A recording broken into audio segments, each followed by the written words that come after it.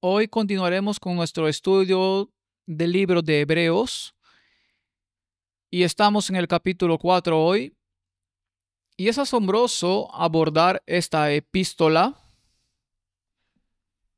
Es con reverencia y asombro que debemos abordarla para no perdernos en un atolladero.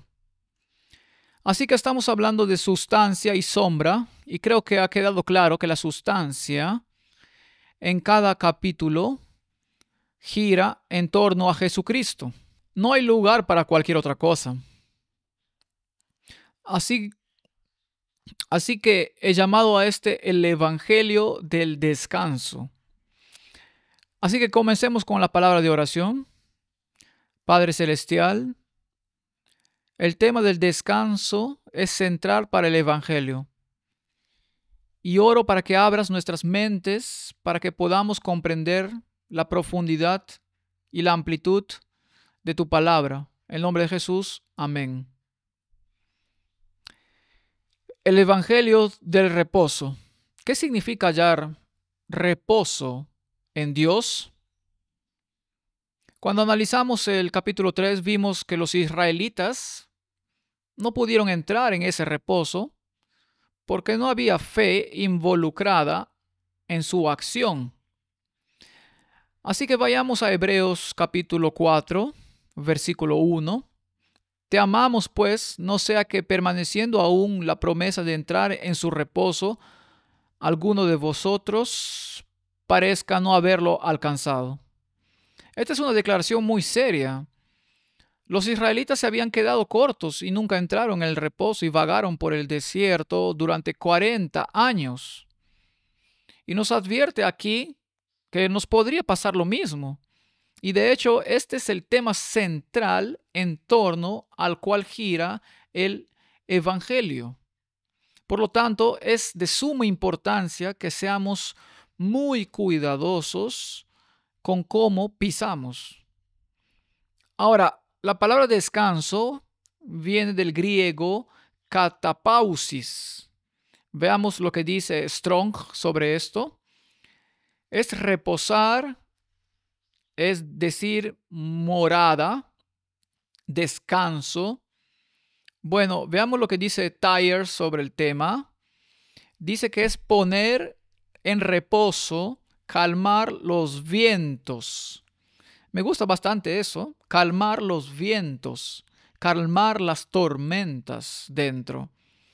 Un lugar de descanso, metafóricamente la bienaventuranza celestial en la que Dios mora y de la cual ha prometido hacer partícipes a los creyentes perseverantes en Cristo después de que terminen los esfuerzos y las pruebas de la vida en la tierra.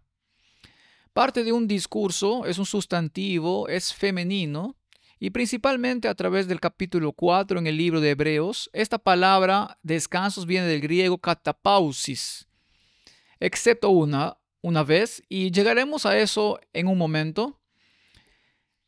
Hebreos 4:2, porque también a nosotros se nos ha anunciado la buena nueva como a ellos, pero no les aprovechó el oír la palabra, por no ir acompañada de fe en los que la oyeron. Ahora, ¿en qué sentido se les predicó el Evangelio? Porque sabemos que se nos predicó a nosotros. Jesucristo mismo introdujo el Evangelio así como a ellos. Obviamente, si se les predicó el mensaje, ¿cómo se les predicó? En tipo. Sus sombras apuntaban a la realidad mayor, la sustancia que es Jesucristo. Así que tenían el Evangelio, aunque lo tenían en tipos y sombras. Y luego dice en el versículo 3, pero los que hemos creído encontramos en el reposo.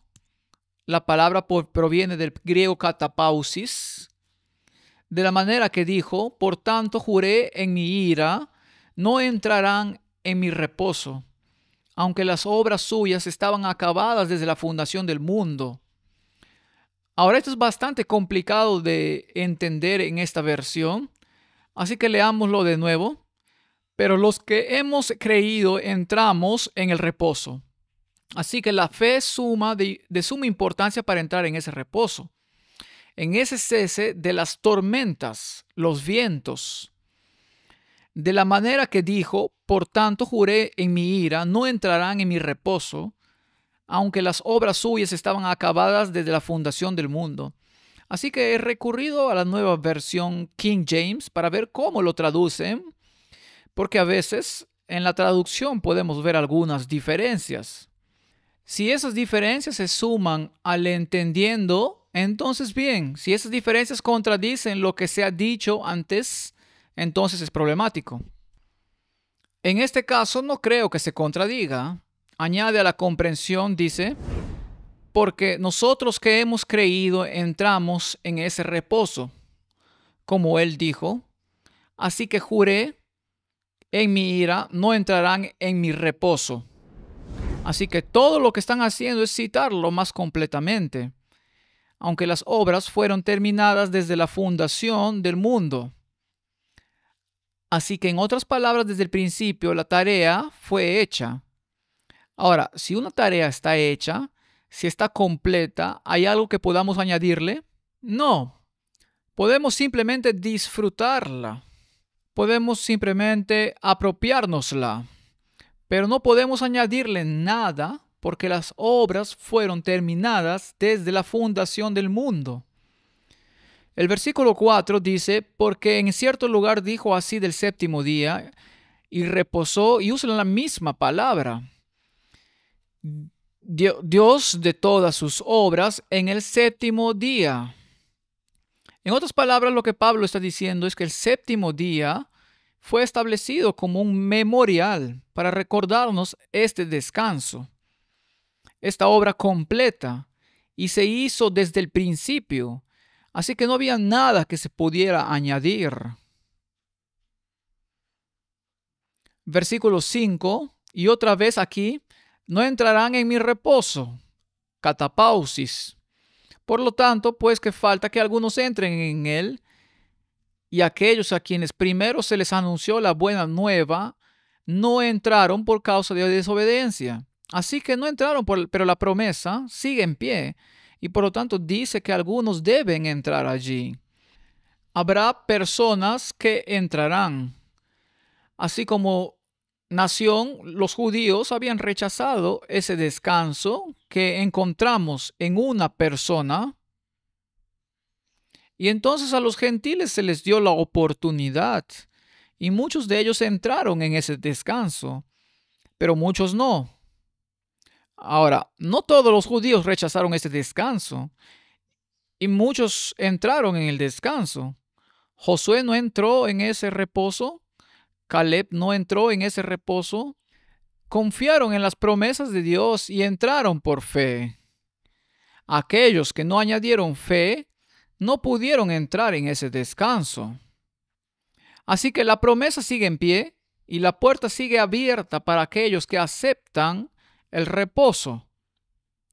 Si consideramos por qué no entraron, es bastante claro en este versículo debido a su incredulidad. La fe es absolutamente importante. Ahora, hay un capítulo completo en el libro de Hebreos sobre el tema de la fe. No queremos entrar en muchos detalles aquí, pero ciertos puntos que debemos entender a medida que continuamos.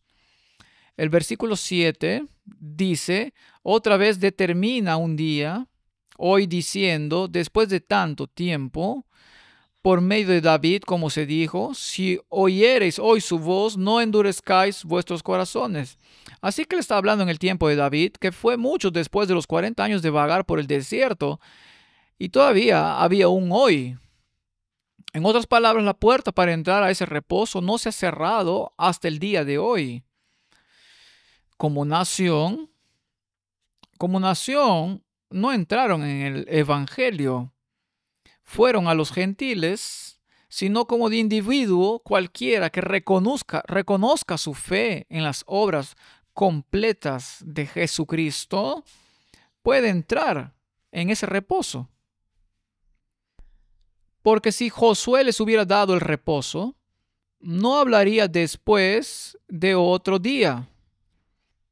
Y eso es interesante. El versículo 9 dice, por tanto queda un reposo, Y aquí está esta palabra reposo. No se traduce catapausis, sino sabatismos para el pueblo de Dios.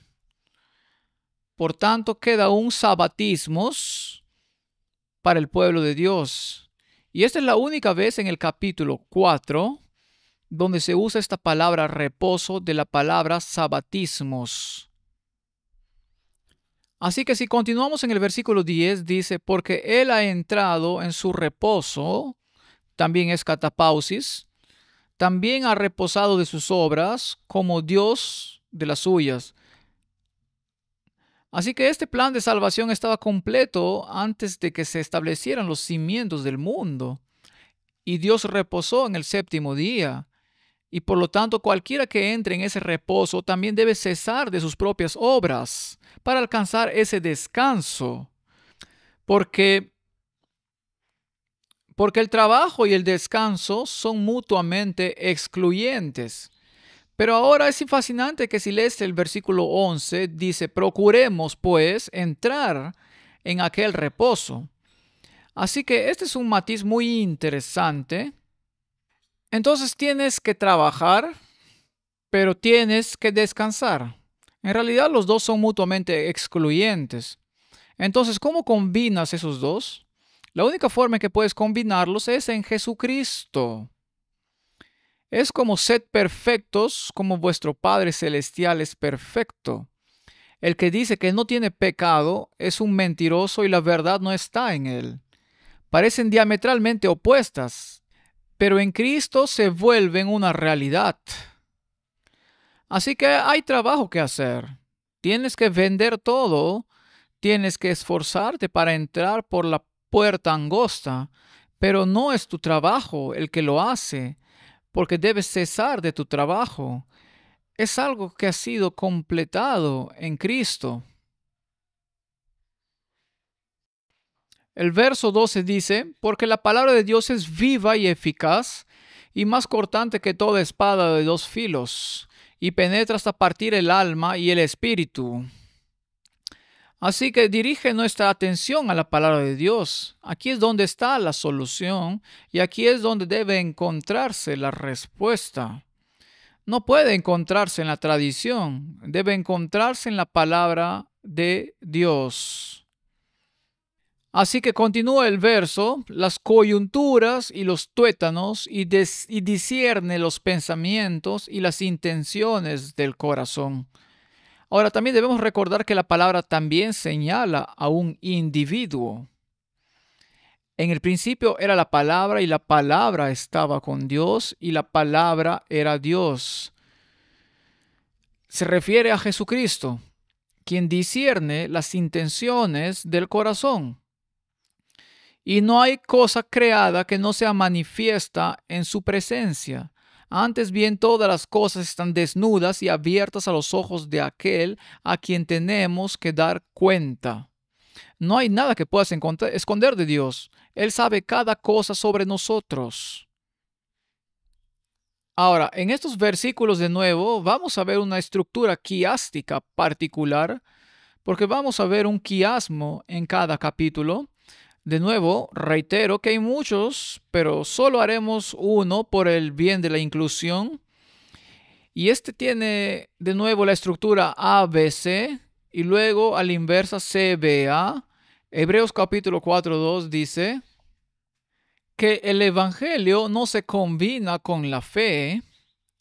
Y si vas a Hebreos 4:11, donde la fe es el tema primordial, entonces la antítesis es que el evangelio se combinó con la fe en aquellos que entraron en su reposo.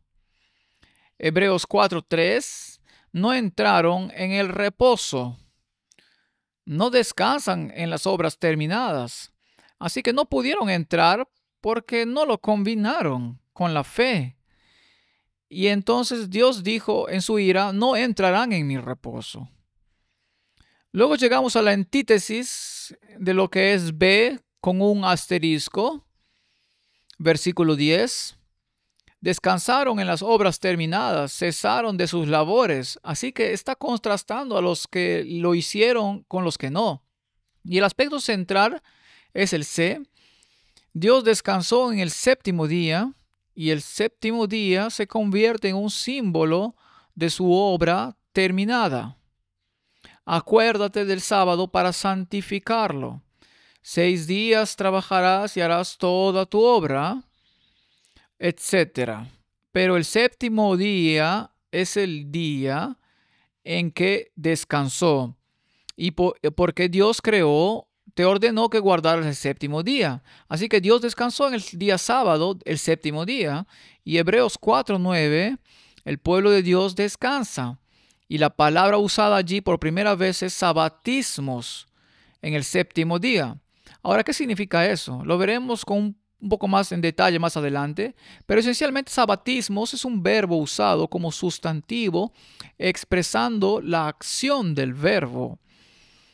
Por ejemplo, guardar el sábado como verbo y guardar el sábado como sustantivo. Así que básicamente lo que está diciendo es que el pueblo de Dios que entra en el reposo descansa como Dios descansó el séptimo día y lo incluyó en su mandamiento. Por lo tanto, el pueblo de Dios descansa, sabatismos, en otras palabras, guardan el sábado o son un grupo de individuos que guardan el sábado porque descansan. Ahora, esto se vuelve confuso para muchos. Ahora, la Biblia dice que ellos, los judíos, no entraron en ese reposo porque se concentraron en sus propios méritos y sus propias obras. No descansaron en las obras terminadas, no descansaron en las promesas de Dios. Ahora, puedes guardar el sábado como una forma de obras y tener miles de reglas como los judíos tenían, casi 2000 reglas en cuanto a cómo guardar el sábado. Eso no es descansar, eso es trabajar y luego reclamar crédito por las obras. Solo porque algo se usa de manera incorrecta, no lo hace incorrecto. Dios no quitó su ley, ni una jota ni una tilde desaparecería de la ley porque la gente se apropiara de ella o la usara de manera incorrecta. Así que queda un reposo para el pueblo de Dios, un sabatismo, no como una forma de obras, sino como un memorial. Así como Dios descansó el séptimo día, nos pide que descansemos el séptimo día como testimonio al mundo de que aceptamos el reposo que está en Cristo. Así que necesitamos entender y desempacar esto y debemos usar la Biblia y solo la Biblia porque solo ella corta como una espada hasta la médula. Así que una doctrina central en las Escrituras, en el Nuevo Testamento, es la doctrina de la justificación. La justicia por la fe y la justicia por la fe excluye las obras.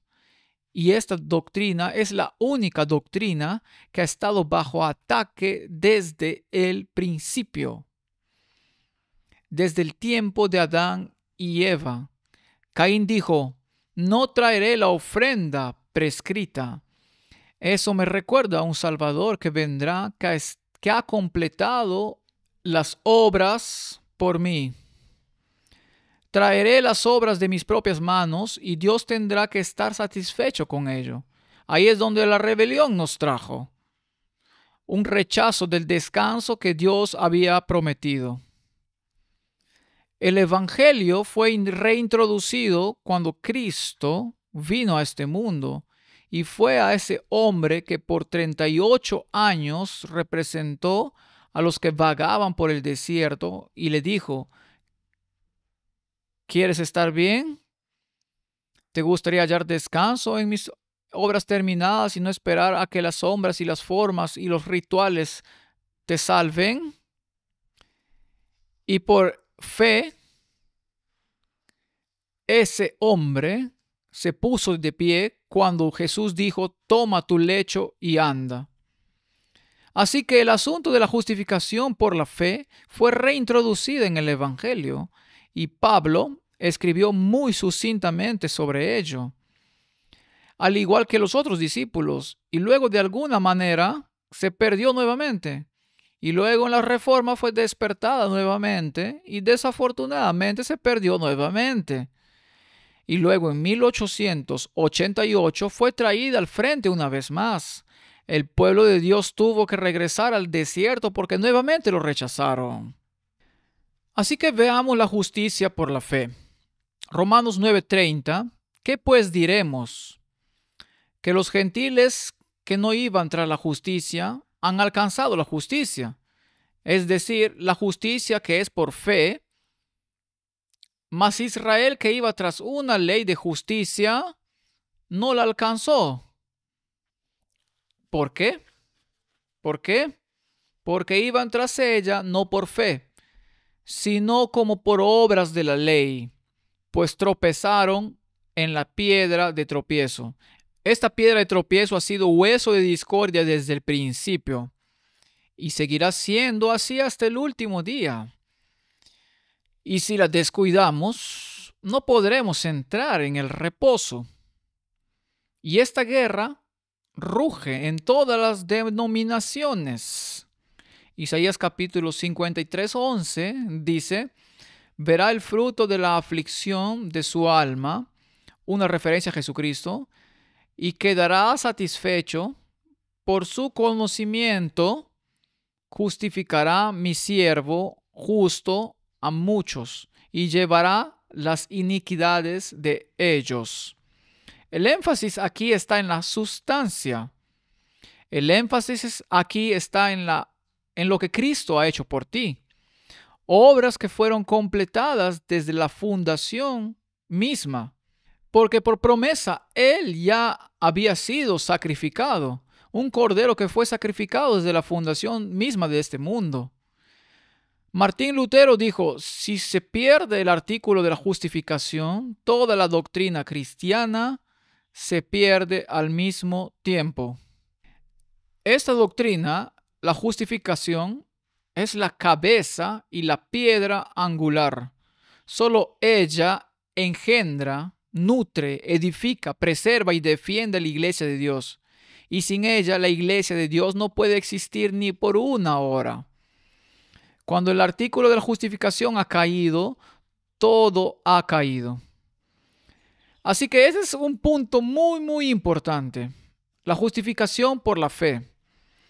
Por supuesto, también existe la santificación por la fe, porque si no es por fe, entonces es por obras. La justificación es la justicia imputada de Jesucristo. La santificación es la justicia impartida de Jesucristo. Ambas vienen de Él y no de nosotros, para que no nos jactemos. Ahora, en el Concilio de Trento, esta doctrina de la justificación fue declarada anatema. El canon 9 del Concilio de Trento dice: si alguien afirma que solo por la fe el pecador es justificado, de modo que se entienda que no se requiere nada más para cooperar en la obtención de la gracia de la justificación, y que de ninguna manera es necesario que esté preparado y dispuesto por la acción de su propia voluntad, sea anatema. Aquí se introduce un elemento de obras que niega el aspecto de la fe. No hay descanso en las obras completadas aquí, porque se debe trabajar para entrar. El canon 11 lo deja más claro. Cualquiera que diga que los pecadores son justificados solo por la fe, de modo que signifique que no se requiere nada más para cooperar en orden para obtener la gracia de la justificación, sea anatema. Cita en el canon 9 y el canon 14.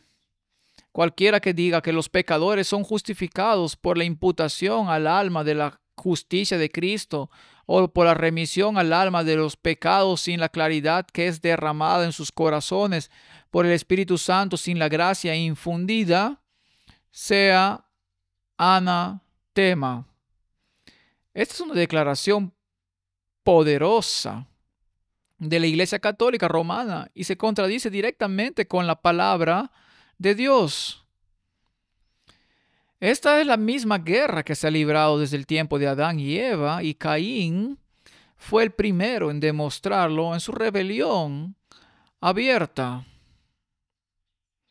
Aquí hay otra declaración del Concilio de Trento. Si alguien dice que la justicia recibida no se preserva ni aumenta ante Dios mediante las buenas obras, sino que estas obras son simplemente el fruto y las señales de la justificación obtenida, pero no la causa de su aumento, que sea anatema.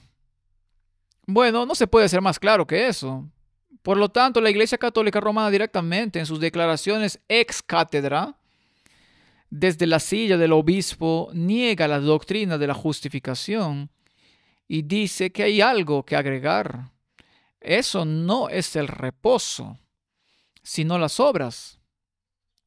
Y así como los judíos agregaron obras a cada uno de los preceptos de Dios, con ello negaron el reposo.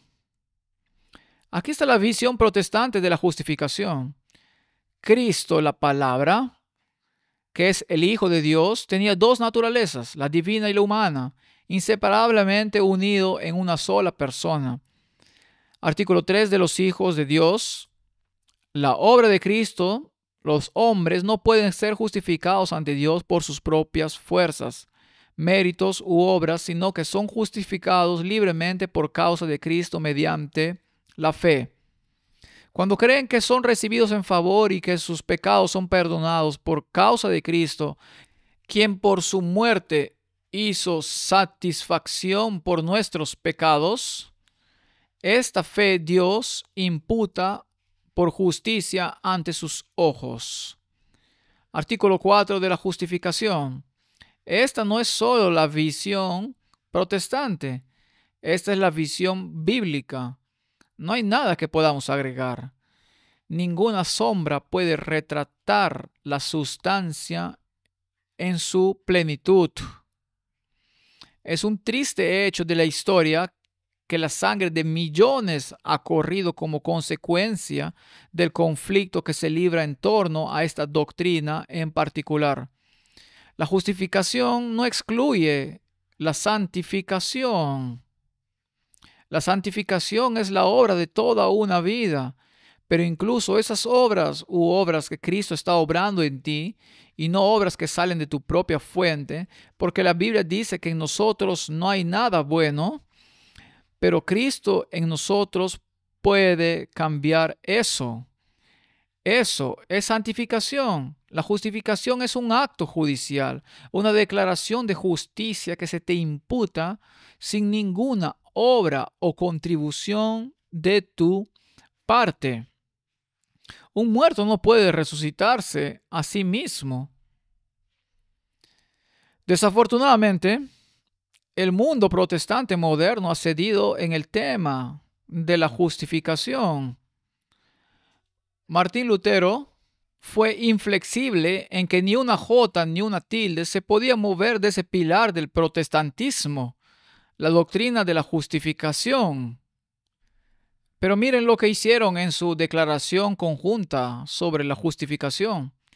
Cuando el mundo protestante firmó junto con la Iglesia Católica que habían llegado a un acuerdo, su declaración decía: juntos confesamos por gracia solamente en la fe, en la obra salvadora de Cristo y no por ningún mérito de nuestra parte, somos aceptados por Dios y recibimos el Espíritu Santo que renueva nuestros corazones mientras nos equipa y nos llama a las buenas obras.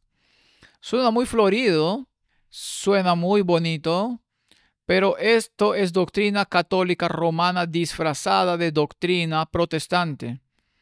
Si lo miramos con cuidado, dice juntos confesamos, eso es catolicismo romano y protestantismo juntos, que por gracia solamente, sí, es por gracia solamente, pero la Biblia dice que debe ser solo por fe, solo por fe, solo por fe, en la fe, y luego dice en la obra salvadora de Cristo. Ahora bien, sí, eso también es cierto en cierto sentido, pero somos justificados por la sangre del Cordero. Así que esta oración debería leerse, si fuera cierta, debería leerse solo por fe en el sacrificio expiatorio de Jesucristo.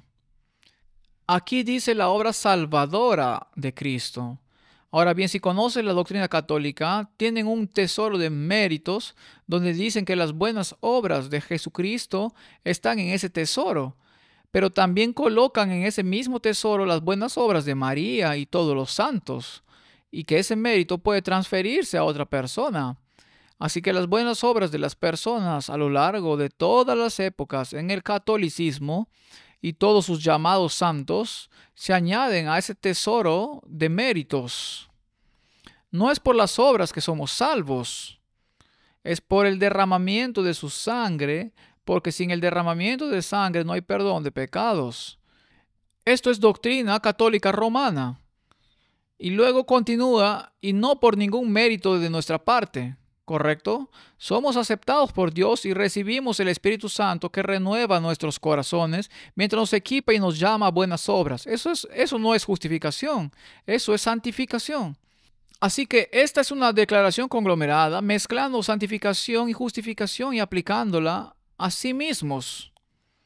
Esta es la doctrina de la salvación por obras mezcladas con el evangelio de la gracia, negando la fe y negando la expiación. Esta es una parodia de la justicia. Así que estamos muy seguros de que entendemos de qué se trata. Gálatas 2:16. Sabiendo que el hombre no es justificado por las obras de la ley, sino por la fe de Jesucristo. También es importante que sea la fe de Jesús. Debe ser una fe más alta de la que podemos siquiera considerar. Es algo que es un don de Dios. Nosotros también hemos creído en Jesucristo para ser justificados por la fe de Cristo y no por las obras de la ley. Por cuanto por las obras de la ley nadie será justificado. Eso es bastante claro. El Concilio Católico Romano de Trento está hablando directamente en contra de las Escrituras y la declaración conjunta sobre la justificación es una traición del protestantismo a la doctrina de las obras. Gálatas 3:2 dice, esto solo quiero saber de vosotros. ¿Recibisteis el Espíritu por las obras de la ley o por el oír con fe? Es una pregunta retórica, por supuesto. Por la fe. Versículo 22 en Gálatas 3 dice, mas la Escritura lo encerró todo bajo pecado, para que la promesa que es por la fe en Jesucristo fuese dada a los creyentes. Y Romanos deja claro que todo lo que no es de fe es pecado. Romanos 3:28, concluimos pues que el hombre es justificado por fe sin las obras de la ley. ¿Puede ser más claro? Es sorprendente que el catolicismo romano hable de San Pablo y nombre sus cardenales en su honor, pero niegue todo lo que ha escrito. Si recurrimos al espíritu de profecía, la declaración dice, la gran doctrina de la justificación por la fe, tan claramente enseñada por Lutero, se había perdido casi totalmente de vista y ocupaban su lugar los principios del romanismo de confiar en las buenas obras para obtener la salvación. Whitefield y los Wesley, miembros de la iglesia establecida, está hablando del protestantismo, buscaban con sinceridad el favor de Dios, que según se les había enseñado, se conseguía por medio de una vida virtuosa y por la observancia de los ritos religiosos. Se encuentra en el Conflicto de los Siglos, páginas 253. En cierta ocasión en que Carlos Wesley cayó enfermo y pensaba que estaba próximo a su fin, se le preguntó en qué fundaba su esperanza de la vida eterna. Su respuesta fue, he hecho cuanto he podido por servir a Dios. Pero como el amigo que le dirigiera la pregunta no parecía satisfecho con la contestación, Wesley pensó, ¿qué? ¿No son suficientes mis esfuerzos para fundar mi esperanza? ¿Me privaría de mis esfuerzos? No tengo otra cosa en que confiar.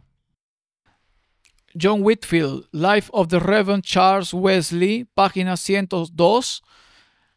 Tales eran las tinieblas que habían caído sobre la iglesia y ocultaban la expiación, despojaban a Cristo de su gloria y desviaban la mente de los hombres de su única esperanza de salvación, la sangre del Redentor crucificado.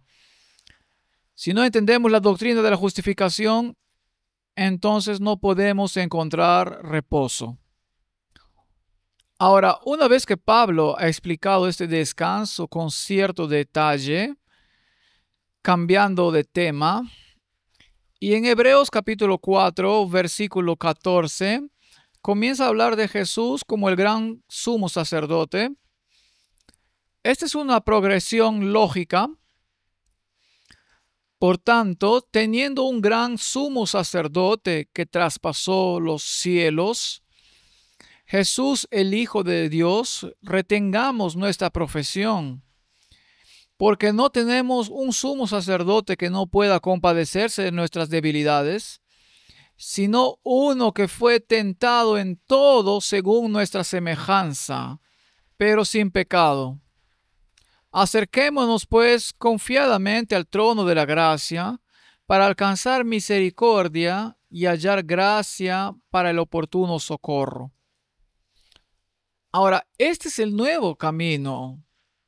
Más adelante, Pablo abordará este nuevo camino que se ha encontrado para tener acceso a Dios en Jesucristo, y exhorta a los creyentes a acercarse confiadamente al trono de la gracia, a ese propiciatorio, para que alcancemos misericordia y hallemos gracia para el socorro en tiempos de necesidad, acceso directo a la deidad por medio de Jesucristo, para encontrarnos con Él en el arca del pacto, en el propiciatorio, protegiéndonos de la condenación de la ley para que su justicia pueda ser imputada a su pueblo. Por eso Hebreos 4:9 dice, por tanto queda un reposo para el pueblo de Dios. Sí, ¿eso excluye la ley? Por supuesto que no. La ley no tiene la culpa, nosotros tenemos la culpa. Jesús no tenía pecado, por eso guardó la ley perfectamente. Aquellos que entran en su reposo guardan la ley perfectamente en él. He escrito algunas palabras aquí para intentar plasmar estos pensamientos en papel. La humanidad anhela reposo. En estos tiempos no hay alma que no esté cansada emocional y espiritualmente, que no necesite reposo. Nuestros tiempos son tan estresantes que no hay mecanismo disponible para la naturaleza humana que pueda reparar el daño a la delicada composición del sistema nervioso humano, aparte del bálsamo del reposo divino.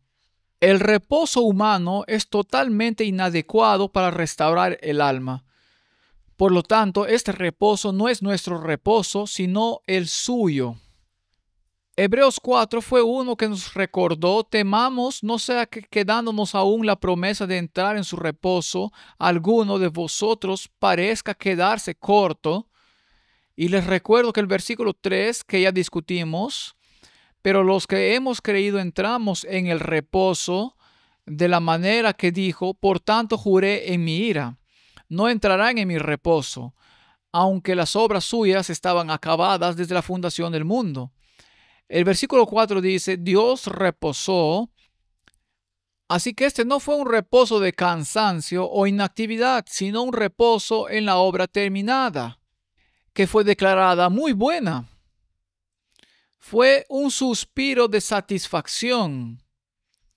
En una de las traducciones del griego implica un suspiro de satisfacción. La divinidad nunca se adormece ni duerme, así que este reposo es un reposo en obras completadas. Salmo 121:4 dice, He aquí no se adormecerá ni dormirá el que guarda a Israel. Así que este no fue el reposo de cansancio que Dios tuvo. Versículo 17 en Juan 5 dice, y Jesús le respondió, mi Padre hasta ahora trabaja y yo trabajo. Hebreos 7:25 dice, por lo cual puede también salvar perpetuamente a los que por él se acerquen a Dios, viviendo siempre para interceder por ellos. Dios no está inactivo, así que la incredulidad no puede encontrar el reposo del que se habla en esta epístola. Por lo tanto, ese reposo solo se puede encontrar por la fe, y aquellos que no se lo han apropiado aún tienen acceso a él. porque dice, queda pues un reposo para el pueblo de Dios. Tenemos que contemplar lo que hizo Cristo y no intentar añadir nuestro mérito para que podamos ser justificados ante Dios. Todo es Jesús. Todo es sustancia. No queda ni una pizca de sombra. Como comentamos antes, la palabra que se usa para por lo tanto queda un reposo, un sabatismo, según ellos significa guardar el sábado. El bendito reposo de los trabajos y las dificultades que esperan en la era venidera a los verdaderos adoradores de Dios y los verdaderos cristianos. ¿No es asombroso que los judíos impusieran tantas exacciones al sábado y añadieran tantas obras? Su observancia era casi imposible de mantener, era una carga y por lo tanto no era reposo alguno. Y el mundo cristiano moderno etiqueta a quienes guardan el sábado como un memorial de una obra completada, como orientados a las obras. Entonces, nuevamente, en el mundo moderno la gente dice que no se debe guardar el sábado porque eso son obras. Eso es exactamente lo que hicieron los judíos. Lo convirtieron en obras. Y entonces el mundo cristiano moderno lo designa como obras. Y puede ser. Hay personas, estoy seguro, que piensan que al hacer algo como guardar el sábado han encontrado un camino de justicia. Un camino de justicia en sí mismos que Dios aprobará. No. Si guardas el sábado de la manera real y alcanzas el sabatismo, es un memorial de las obras completadas de Jesucristo. Así que Dios reposó y podemos reposar. Ahora, al entrar en ese descanso por la fe, Dios creó los mundos y creó a la humanidad con la libertad de elección y los puso a prueba para ver si obedecerían su voz o no. El camino de Dios era el camino de la paz y la vida, y la elección contraria es el camino del sufrimiento y la muerte. Entonces, ¿fue esto injusto de parte de Dios? No, porque la felicidad del universo estaba en juego y Él estaba dispuesto a asumir las consecuencias Él mismo. El que odiaba el pecado y la injusticia estaba dispuesto a hacerse pecado por nosotros. Él es quien nos salva por su sangre. Hebreos 1:9 dice, has amado la justicia y aborrecido la maldad, por lo cual te ungió Dios, el Dios tuyo, con óleo de alegría más que a tus compañeros. El libro de Hebreos no se trata de lo que podemos hacer, se trata de lo que Él ha hecho. Para entrar en su reposo debemos permitirle que nos transforme para que también amemos la justicia y aborrezcamos la iniquidad. Y esta es la obra de Cristo en nosotros. La esperanza de gloria, y es una obra progresiva, se llama santificación. Es una justicia impartida. Cristo viviendo en nosotros, capacitándonos para hacer buenas obras. Ni siquiera podemos tomar mérito por esas obras, porque Él es Él trabajando en nosotros. Así que esa justicia solo puede ser apropiada por fe. Mientras luchemos contra la voluntad de Dios, no puede haber reposo para la inquietud humana. Así que la entrega total es la única manera de obtenerla. Entrega total. No importa cuál sea la tormenta allá afuera. Se puede hacer. Lucas 11:2 dice, y les dijo, cuando oréis, decid, Padre nuestro que estás en los cielos, santificado sea tu nombre, venga tu reino, hágase tu voluntad como en el cielo, así también en la tierra. La voluntad de Dios se está haciendo en el cielo y en el reino de Dios se hará tu voluntad. Se hará aquí en la tierra. Pero ahora todavía no lo vemos porque la gente no entra en el reposo. Así que debemos descansar de la disputa, debemos descansar de la lucha, rebelarse contra la voluntad de Dios. Guardar todos los mandamientos de Dios y no ignorar ni uno solo es un requisito, no como un medio para la salvación, sino como una consecuencia de la salvación. ¿No es interesante que Roma declara este pensamiento un anatema? Guardar el sábado para ser salvo es imposible, porque eso no sería descanso, sino obras. Guardar el sábado porque descansamos en la obra completa de Dios es un reconocimiento de su poder y la señal definitiva de aceptar su obra redentora en nuestro nombre por la fe. Así que el sábado es el símbolo del reposo y por lo tanto nunca podemos ni podemos insinuar obras. ¿Por qué añadiríamos una puntada a una prenda perfecta o por qué querríamos añadir una frase a una orden firmada y sellada de perdón completo? Nadie haría eso. Si tuvieras un documento firmado y sellado de perdón completo, ¿por qué querrías añadir una frase a eso? Y esto es exactamente lo que nos dicen las Escrituras. Esta obra se completó desde la fundación del mundo. Así que el que nos amó y dio su vida por nosotros, por creación y redención, preparó el camino para que entremos en su reposo. ¿Por qué no debemos confiar en Él? ¿Por qué no debemos seguirlo?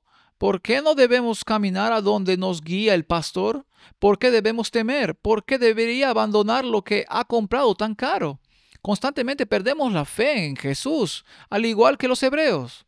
Podrían haber entrado, pero miraron todos los obstáculos, los gigantes, los virus. ¿Quién sabe qué miraron? Exactamente igual que nosotros hoy. ¿Por qué nos abandonaría si pagó un precio tan alto para comprarnos? Isaías 26:3 dice: Tú guardarás en completa paz a aquel cuyo pensamiento en ti persevera, porque en ti ha confiado. Aquí es a donde nos lleva el camino.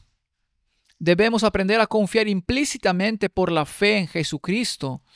Y Él es quien dijo que completará las buenas obras que comenzó en nosotros y las terminará. Es una promesa que debemos creer y luego actuar según ella. Juan 14:27 dice: La paz os dejo, mi paz os doy. Yo no las doy como el mundo la da. No se turbe vuestro corazón, ni tenga miedo. Hay tanto temor en el mundo.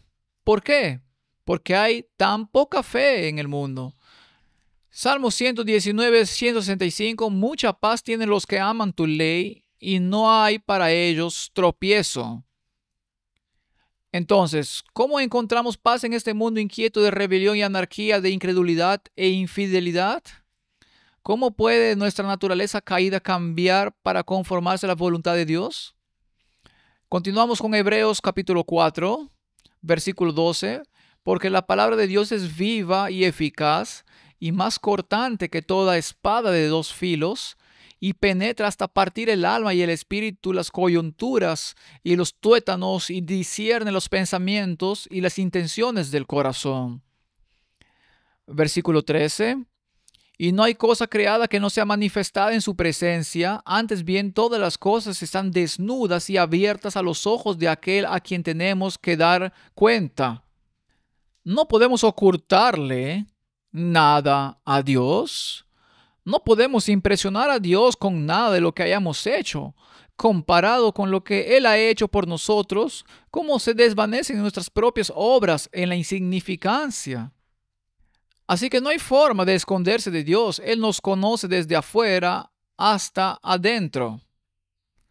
Salmo 139, versículo 8. Si subiera a los cielos, allí estás tú. Y si en el Seol hiciere mi estrado, ahí estás tú. Si tomare las alas del alba y habitar en el extremo del mar, aún allí me guiará tu mano y me asirá tu diestra. Y si dijere ciertamente las tinieblas me encubrirán, aún la noche resplandecerá alrededor de mí. Aún las tinieblas no encubren de ti, y la noche resplandece como el día. Lo mismo te son las tinieblas que la luz. No hay lugar donde podamos escondernos de Dios. Así que no podemos evitar a Dios. Incluso si tratamos de evadirlo, tarde o temprano todos comparecemos ante el tribunal de Dios. Por eso la Biblia dice en 1 Juan 1:9, si confesamos nuestros pecados, Él es fiel y justo para perdonar nuestros pecados y limpiarnos de toda maldad. Ahora, aquí hay una pregunta. Si esta es una promesa de Dios, si vengo a Dios con mi pecaminosidad y confieso mis pecados, y Él es fiel y justo y me perdona mis pecados y me limpia de toda maldad, entonces, ¿quién hizo la limpieza? ¿Yo o Él? Él la hizo. ¿Qué tan perfecta es esa limpieza? Absolutamente perfecta. ¿Qué tan justo me presento ante Dios después de esta limpieza? Absolutamente perfecto. ¿Qué le añadí? ¿Qué contribuí? ¿O voy a reescribir la oración y comenzar a agregar notas sobre mi propia justicia cuando en realidad es su justicia obrando en mí? Es incomprensible que esta guerra siga en su apogeo en el mundo protestante hasta el día de hoy. De modo que sus ojos no se pierden de vista a nadie y a nada. El que creó la vista del águila no tiene una vista menor que la de su creación. Si el águila puede ver un grillo moviéndose entre los arbustos a kilómetros de altura, ¿cuánto más Dios? La espada de dos filos atraviesa y divide, parte hasta dejar expuesta la médula. El sacerdote inspeccionó el cordero en busca de defectos, luego lo partió en dos para exponer las partes internas y quema la grasa alrededor de los riñones. Eso es símbolo del pecado. Así que la espada debe hacer su trabajo. El mundo con sus trompetas y heraldos proclamando la filantropía de los grandes hombres no puede engañar a Dios que ve en secreto. La frase "los ojos del Señor" aparece muchas veces en las Escrituras y haríamos bien en estudiar estos versículos. Hoy en el mundo, en los medios de comunicación, leemos todo sobre la filantropía, pero al mismo tiempo, si leemos con atención, podemos encontrar todo sobre la infidelidad en las mismas personas que practican la llamada filantropía. Dios no se deja engañar por nada de esto. La única manera de encontrar la salvación es venir al trono de Dios, a ese propiciatorio, y confesar que nos quedamos cortos.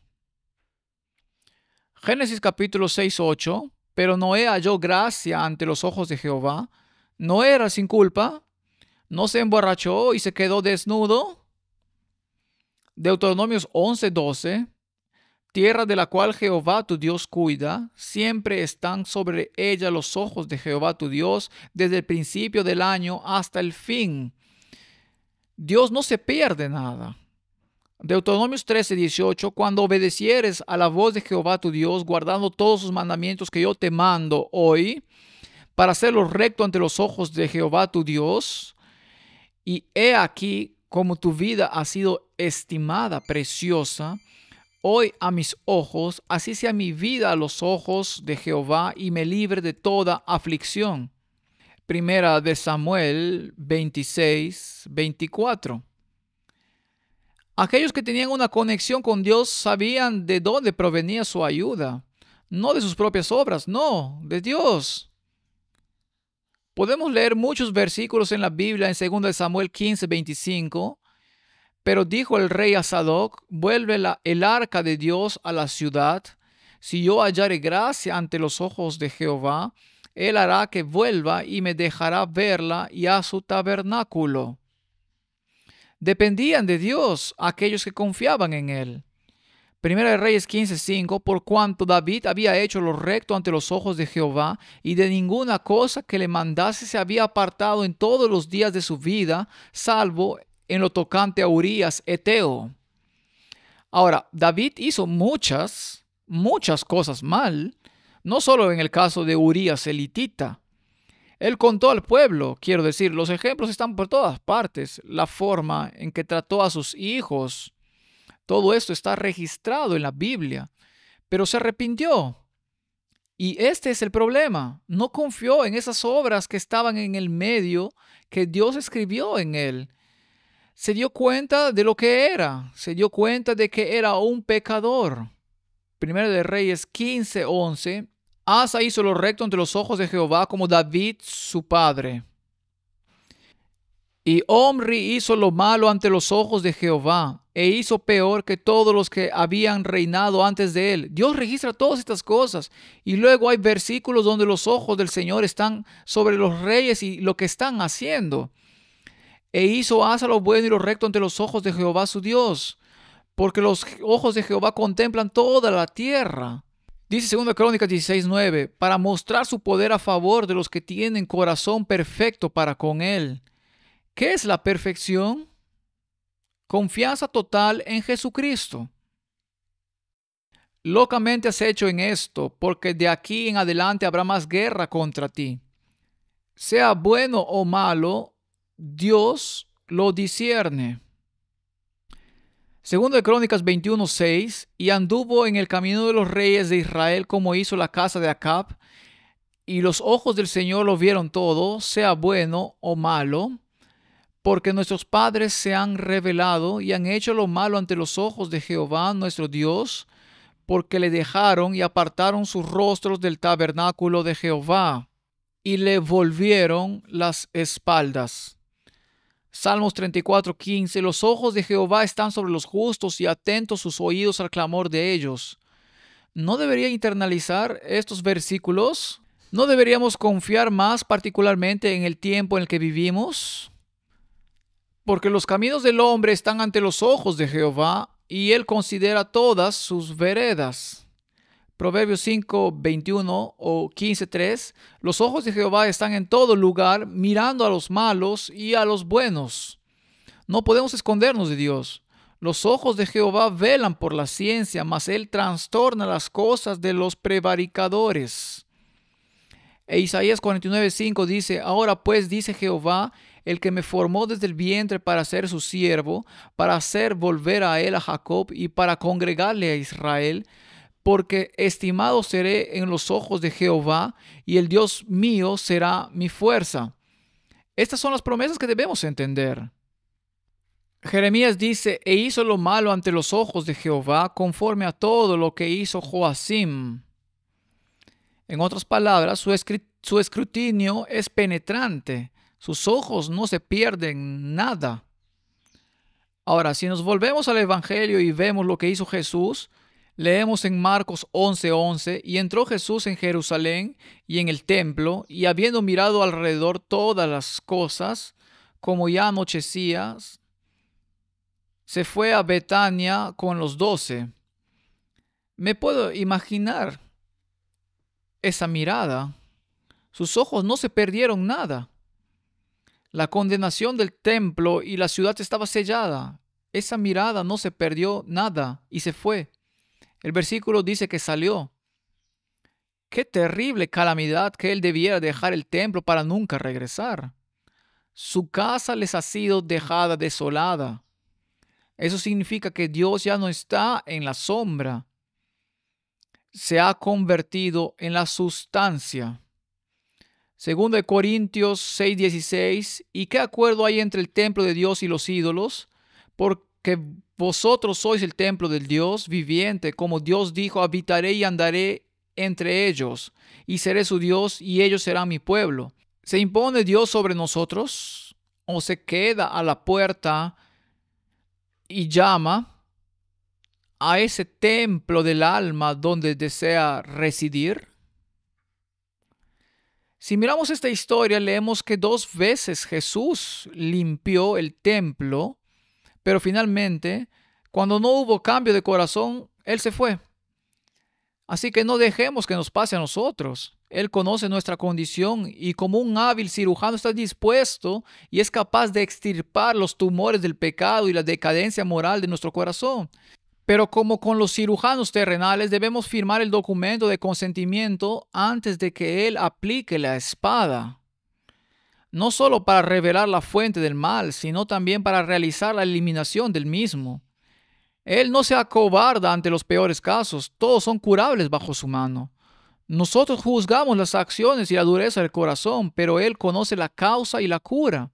En eso debemos pensar. A menudo miramos a la persona y decimos, ¿qué espécimen tan miserable es ese? Pero nunca preguntamos por qué. ¿Qué sucedió en la vida de esa persona? ¿Por qué es tan miserable? ¿Puede un toque suave curar la situación? Seamos compasivos con los peores casos, porque no sabemos qué los transformó en lo que son. Proverbios 15:1 dice: la blanda respuesta quita la ira, mas la palabra áspera hace subir el furor. Hay demasiadas palabras ásperas entre nosotros. Apocalipsis 1:14 dice: su cabeza y sus cabellos eran blancos como la lana blanca, como nieve, sus ojos como llama de fuego. Arrepiéntete, dice Apocalipsis 2:16, o si no vendré a ti pronto y pelearé contra ellos con la espada de mi boca. Entonces, ¿cuál es la gran espada? La palabra de Dios. Y los ojos del Señor son como llamas de fuego. Apocalipsis 19:15 dice: de su boca sale una espada aguda para herir con ella a las naciones, y él las regirá con vara de hierro, y él pisa el lagar del vino del furor y de la ira del Dios Todopoderoso. Entonces pensé en esto: ojos sin espada no pueden dar en el blanco. Una espada sin ojos erraría el blanco. Entonces esta espada puede matar o sanar, dependiendo de nuestras decisiones. La espada es la palabra de Dios. Ahora, si Dios planteó tan claramente el tema del reposo en su palabra y los poderes de este mundo lo rechazaron tan rotundamente, ¿cuál debería ser nuestra postura? ¿Dónde nos paramos en este gran muro? La palabra es vida. Juan 6:63. El espíritu es el que da vida. La carne para nada aprovecha. Las palabras que yo os he hablado son espíritu y son vida. Así que la palabra es activa. No es de extrañar que Pablo cite esto en Hebreos 4:12, donde dice: porque la palabra de Dios es viva y eficaz, y más cortante que toda espada de dos filos, y penetra hasta partir el alma y el espíritu, las coyunturas y los tuétanos, y discierne los pensamientos y las intenciones del corazón. Este es un versículo asombroso. Deberíamos contemplarlo más e internalizarlo. Así, cuando entra en el corazón, se afirma esta palabra, tiene autoridad, se supone que poda, cambia al blasfemo en un hijo de Dios. ¿Somos nosotros los que nos volvemos justos o es la justicia de Cristo la que obra en nosotros? Su palabra obra en nosotros. Esta palabra penetra, dice Pablo. En Pentecostés traspasó el corazón de 3,000 hombres. Ese es el tipo de predicación que necesitamos de nuevo en ese tiempo de la lluvia tardía. Ya que la maldad abunda, debemos ser no menos sino más audaces en nuestra predicación. El encabezado en la versión King James es: la palabra de Dios divide Lucas 12:51. ¿Pensáis que he venido para dar paz en la tierra? Os digo, no, sino disensión. Porque de aquí en adelante 5 en una familia estarán divididos, 3 contra 2 y 2 contra 3. Una casa. ¿Está hablando de la iglesia? ¿Está hablando de la iglesia que guarda los mandamientos y se aferra al testimonio de Jesús? ¿Está la casa dividida 3 contra 2, 2 contra 3? Prácticamente así. Si miramos al mundo hoy, si observamos la casa en general, si observamos el cristianismo en su conjunto, se sientan en concilios ecuménicos porque supuestamente ya no están divididos. ¿No tienen la palabra que penetra hasta el alma? ¿Estará dividido el padre contra el hijo y el hijo contra el padre, la madre contra la hija y la hija contra la madre, la suegra contra su nuera, la nuera contra su suegra? ¿No es esto lo que está sucediendo en la iglesia? ¿No es esto lo que está sucediendo en la iglesia? Esta iglesia, que se llama a sí misma la madre de todas las iglesias, ¿está en armonía con sus hijas o sus hijas desecharon la palabra para comprometerse con ella? Entonces ningún tribunal terrenal fue más preciso que Dios para discernir el mal. No tenemos que desesperar porque Dios conoce a cada una de nuestras acciones. No puedo esconderme de Dios. No puedo negar mi pasado. No puedo corregir lo que sucedió en mi pasado. No puedo corregir mis faltas, pero puedo confesarlas. Hebreos 4:15 dice, porque no tenemos un sumo sacerdote que no pueda compadecerse de nuestras debilidades, sino uno que fue tentado en todo según nuestra semejanza, pero sin pecado. ¿Sabes? Podríamos ocultar nuestros pecados de la familia, los amigos y la comunidad, pero no podemos ocultarlos de Dios. Y por lo tanto, una confesión total es absolutamente necesaria. ¿Y qué clase de sumo sacerdote tenemos? Uno que ya murió por esos pecados. ¿Crees que no los conocía cuando murió por ellos? Incluso antes de que se cometieran. Así que acerquémonos pues confiadamente al trono de la gracia para alcanzar misericordia y hallar gracia para el oportuno socorro. La gente no quiere hacer eso. Quiere un mediador, quiere un sacerdote en algún punto intermedio, pero la necesidad nos lleva al trono de la gracia. Solo cuando nos damos cuenta de nuestra gran necesidad podemos comenzar el viaje de la recuperación. Si miramos la historia de la necesidad de los leprosos en el segundo libro de los Reyes, había a la entrada de la puerta 4 hombres leprosos, los cuales dijeron el uno al otro, ¿para qué nos estamos aquí hasta que muramos? Ahora la lepra es un símbolo de pecado. Si tratáramos de entrar en la ciudad por el hambre que hay en la ciudad, moriremos en ella. Y si nos quedamos aquí, también moriremos. Vamos pues ahora y pasemos al campamento de los sirios. Si ellos nos dieren la vida, viviremos, y si nos dieren la muerte, moriremos. Se levantaron pues al anochecer para ir al campamento de los sirios, y llegando a la entrada del campamento de los sirios, no había nadie allí, porque Jehová había hecho que en el campamento de los sirios se oyese estruendo de carros, ruido de caballos y estrépito de gran ejército, y se dijeron unos a otros, he aquí el rey de Israel ha tomado a sueldo contra nosotros a los reyes de los heteos y a los reyes de los egipcios para que vengan contra nosotros. Y así se levantaron y huyeron al anochecer, abandonando sus tiendas, sus caballos, sus asnos y el campamento como estaba, y habían huido para salvar sus vidas. Ahora, ¿quién había hecho esto? Dios había hecho esto. Él había preparado el camino. Cuando los leprosos llegaron a la entrada del campamento, entraron en una tienda y comieron y bebieron y tomaron de allí plata y oro y vestidos y fueron y lo escondieron. Y vueltos entraron en otra tienda y de allí también tomaron y luego fueron y lo escondieron. Luego se dijeron el uno al otro, no estamos haciendo bien. Hoy es día de buena nueva y nosotros callamos. Y si esperamos hasta el amanecer, nos alcanzará nuestra maldad. Vamos pues ahora, entremos y demos la nueva en casa del rey.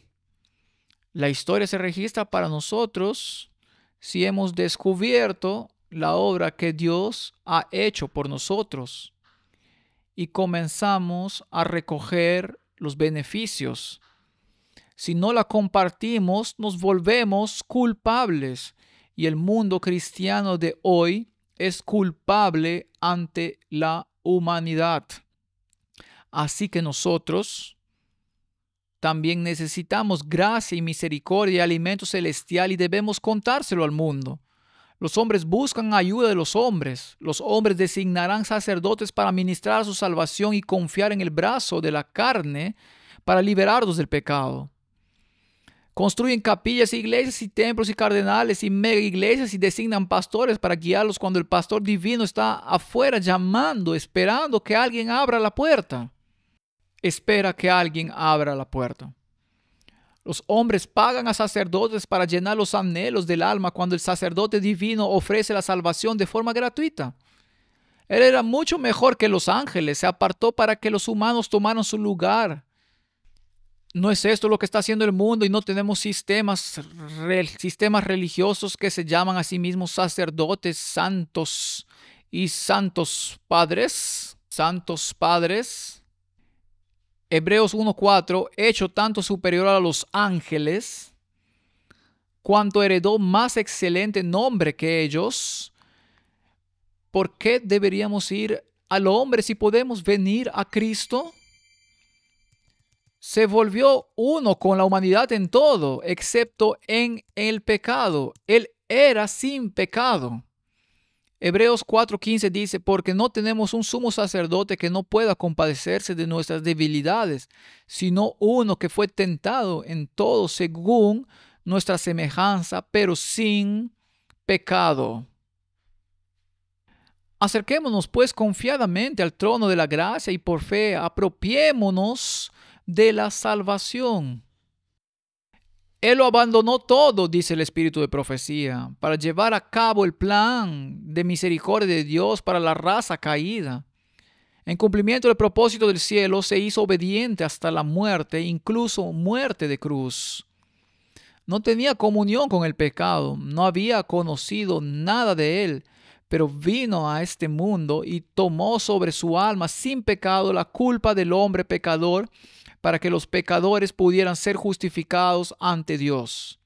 Luchó contra la tentación, venciendo por nosotros. El Hijo de Dios puro e inmaculado llevó la pena de la transgresión y recibió el golpe de la muerte que trajo liberación a la raza.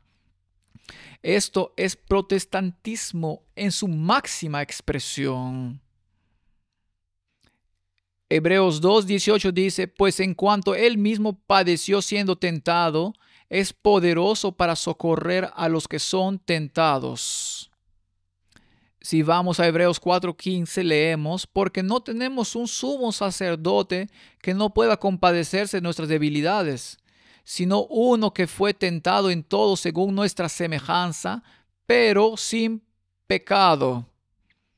Así que el tema del reposo está fuertemente ligado al sumo sacerdote que nos dio ese reposo. Entonces, ¿qué hacemos? Acudimos a sacerdotes terrenales, impostores que se arrogan las prerrogativas de Cristo para absolver del pecado y pronunciar bendiciones sobre las almas no convertidas que nunca han sido traspasadas por la espada de Dios. Cuando estaba en la iglesia católica, no necesitaba una Biblia, no necesitaba la espada. Me decían que todo lo que necesitaba era un sacerdote. Y cuando un día el sacerdote no estaba disponible, comencé a pensar y a estudiar esta palabra de Dios. Porque solo hay un sacerdote que califica, porque es sacerdote para siempre. No somos pecadores, sino ministros. Servimos, no mandamos. Suplicamos, no coaccionamos ni forzamos. Lloramos y gemimos, no gritamos y mandamos. Predicamos un evangelio de arrepentimiento, no de salvación en pecado.